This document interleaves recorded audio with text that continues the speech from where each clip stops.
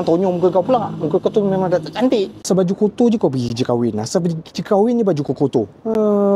Dah tahu mulut tu bocor kan. Makan sikit kuah kari tumpah. Lepas tu kau punya sambal jatuh dekat baju. Lepas tu kau jenis yang pakai baju warna putih. Lepas tu kau bad mood sepanjang hari. Ni dia, stand remover. Aku nak tunjuk cara dia pakai dia. Senang je, tonyok-tonyok je nya.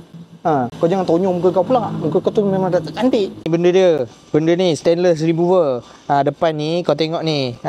Depan ni untuk kau gosok mula-mula. Bau dia pun bau sabun, wangi. Tak macam mulut kau busuk. Belakang ni tengok ni, dia ada berus. Berus ni untuk tonyok-tonyok kekotoran degil tu. Mula kau gosok lah macam ni. Sabun di bilik mandi.